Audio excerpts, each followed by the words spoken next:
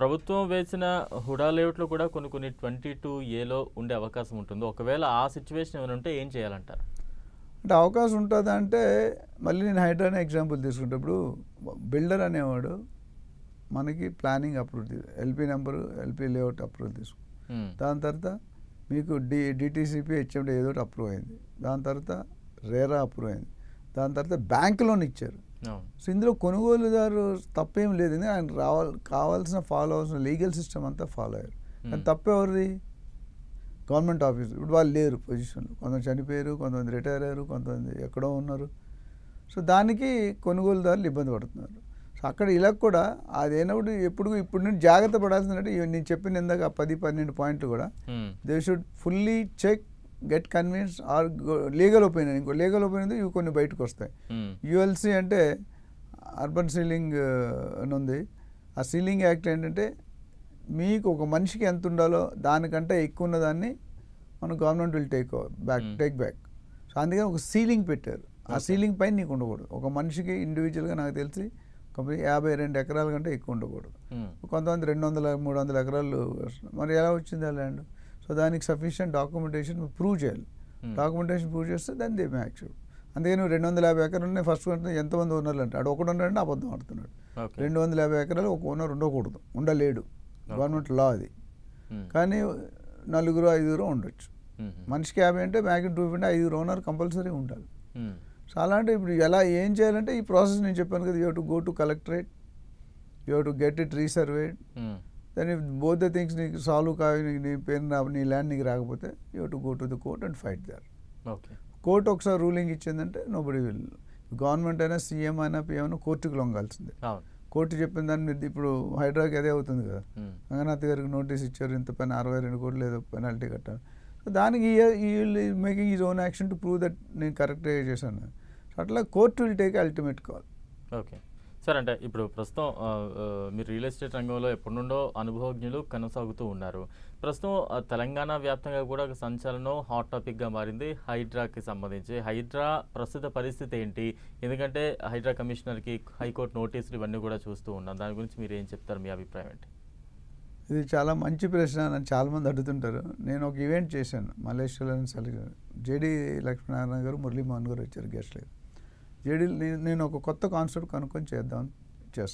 ఆయన ఏమన్నారంటే, ఏదైనా నువ్వు కొత్త పని చేయాలనుకుంటే 10 మందిలో 9 మంది కాళ్ళు వెనక్కి లాగుతారంట. నువ్వు వేస్ట్, నువ్వు చేయలేవు, వర్కౌట్ కాదు ఇండియాలో అదే.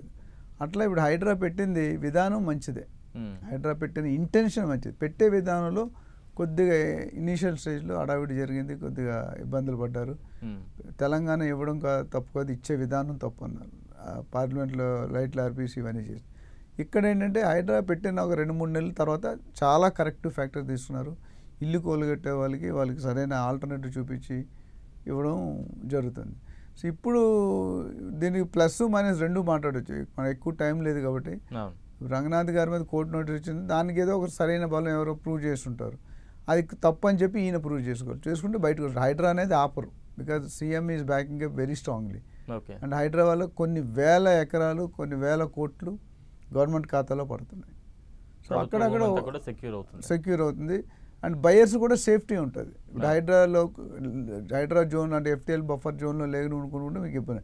ఇంతకుముందు మీ బిల్డింగ్స్ చూసుకుంటే లేక్ వ్యూ అపార్ట్మెంట్ అని పెట్టేవారు. ఇప్పుడు ఎవడు వాడట్లేదు లేక్ అని. లేక్ అంటే FTL బఫర్ జోన్ అని. సో అందుకని ఆయనకున్న డాక్యుమెంటేషన్ ఆయన మళ్ళీ అఫిడవిట్ ఫైల్ చేసి దాని మీద డిస్కషన్ జరుగుతుంది. We have to wait and see. Okay sir, అంటే ఇన్వెస్ట్ చేయాలని చూసే వాళ్ళు చాలామంది వెయిట్ చేస్తూ ఉంటారు. బట్ ప్రాపర్గా ఎక్కడ ఇన్వెస్ట్ చేయాలి, ఎటువైపు ఇన్వెస్ట్ చేయాలనేది చాలామందికి క్లారిటీ ఉండదు. 2 తెలుగు రాష్ట్రాల్లో రియల్ ఎస్టేట్ ఏ రకంగా ఉంది, ఎటు ఇన్వెస్ట్ చేస్తే మంచిది అంటారు? ఇన్వెస్ట్ చేసే ముందు ఎటువంటి జాగ్రత్తలు తీసుకోవాలంటారు? ఈ క్వశ్చన్ అంటే నాకు ఒక్కోసారి కొద్దిగా స్మైల్ వస్తుంది. ఎందుకంటే మీరు ఒక బేకరీకి వెళ్ళి లేకపోతే ఒక స్వీట్ షాప్కి వెళ్ళి ఏ వస్తువు బాగుంటుందంటే ఏం చెప్తాడండి? అన్నీ బాగున్నాయని చెప్తాడు. అంతేగాని ఇది 3 రోజులు ఇది పాడైపోయింది, ఇది కుళ్ళిపోయింది అని చెప్పడు కదా. అంటే లైటెస్ట్ ఆన్సర్ ఏంటంటే real estate is always ever green, నాలాగా మీలాగా. ఎందుకంటే రియల్ ఎస్టేట్లో పెట్టుబడి పెట్టిన వారు ఎవరు లాస్ అవ్వలేదు. ఎప్పుడు లాస్ అంటే ఇల్లీగల్ ప్రాపర్టీ కొద్దిగా క్లారిటీ లేనిది, లీగల్ ఒపీనియన్ కొనుక్కున్నాడు కొద్ది లాస్ వస్తుంది. సో ఇప్పుడున్న పరిస్థితుల్లో బోత్ ఆంధ్ర తెలంగాణని మన NRIs అంటే rest of the world apart from India, rest of the India. తెలంగాణలో అంటే తెలంగాణ వాళ్ళే కొనరు కదా, అవును. కొంత పర్సెంటేజ్ తెలంగాణ, కొంత పర్సెంటేజ్ ఆంధ్ర వాళ్ళు కొంటారు. కానీ ఎంటర్ యావత్ ప్రపంచం కూడా ఫస్ట్ హైదరాబాద్ని, నెక్స్ట్ అమరావతిని గ్లోబల్ రియల్ ఎస్టేట్ డెస్టినీగా పరిగణిస్తున్నారు. సూపర్. ఎందుకంటే మనకు గత 10-15 సంవత్సరాల్లో మధ్యలో ఆంధ్రాని, తెలంగాణ మాట్లాడుకుంటే 2014 నుండి 2023 కేసీఆర్ గారు, తర్వాత రేవంత్ రెడ్డి గారు చాలా దూకుడుగా పరిగెట్టింది.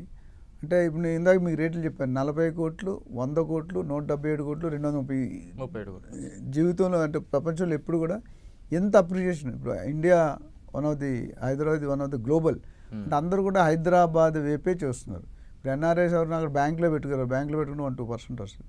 మన దగ్గర ఇయర్కి 20-25% అప్రిషియేట్ అవుతుంది. ఎస్పెషల్లీ మీరు స్పెసిఫిక్ ఏరియాస్ అడిగితే మాత్రం మనం డీటెయిల్గా అనాలిసిస్ తీసుకోవాలి. మేము ఇన్వెస్ట్మెంట్ అడ్వైస్ సెల్ ఉంది రియల్ టాక్సిన్లో. సో దాంట్లో ఏంటంటే మీ దగ్గర ₹1 కోటి ఉన్నాయి, 2 కోట్లు ఉన్నాయి, ఎక్కడ కొనంటే మీ అనాలిసిస్ చేస్తాం. అనలిస్ట్గా ఒక 20-30 క్వశ్చన్లు అడిగి వాళ్ళ పర్పస్ ఏంటి, ఎందుకు కొనుక్కుంటున్నారు, ఎంతకాలం ఉండాలి అని ఇన్వెస్ట్మెంట్ అన్నీ అడుగుతాం. అట్లా చేసుకుంటే ORR to RRR ఎక్కడైనా కొనుక్కోవచ్చు మీరు. Growth corridor అంటుందని. ఎస్పెషల్లీ ఇప్పుడు బెంగళూరు హైవే బాగుంది, నెక్స్ట్ శ్రీశైలం రేట్ ఎక్కువగానే బాగుంది.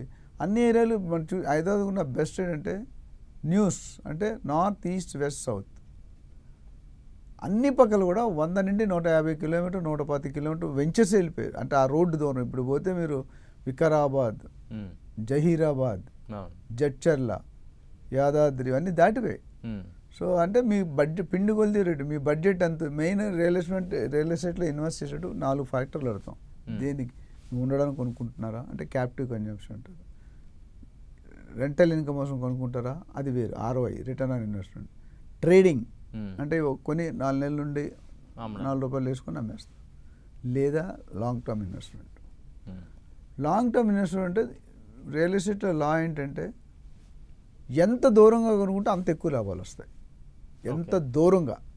ఎందుకంటే నా డైలాగ్ ఏంటంటే ఇప్పటి దూరం రేపటి నగరం. సూపర్.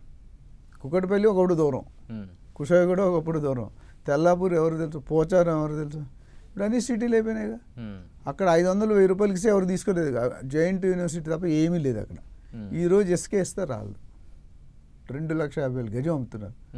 సో చాలామంది అదే రోజు అప్పుడు కొనుక్కుంటే బాగుంటుంది రిగ్రెట్. జూబ్లీ హిల్స్లో ₹5-10 గజం ఉండేది. ఈరోజు 4 నుండి 5 లక్షలు అమ్ముతున్నారు గజం. ₹10 ఎక్కడ, 4. అయితే చాలామంది ఎక్కడ ఇన్వెస్ట్ చేయాలంటే సిటీలో ఇప్పుడు ఇన్వెస్ట్ చేయకూడదు. You will be loser. ఇప్పుడు 4 లక్షలు పెట్టి మీరు డబ్బులు ఉన్న ల్యాండ్ కొనుక్కున్నారు, ఎంత పెరుగుతుంది 5 years తర్వాత? ఓ 10,000, 20,000, 25,000. అదే మీరు ల్యాండ్ 20,000 లెక్క షాద్నగర్లో కొనుక్కుంటే ₹1,00,000 అయిపోద్ది 10 yearsలో. ఇక్కడ అవ్వదు. సో దూరం 1 tier ఈజ్ బెటర్. 1 tier కనుక మీకు investment capital, long term investment మామగారు మనవడికో మనవరాలకి వేస్తారు.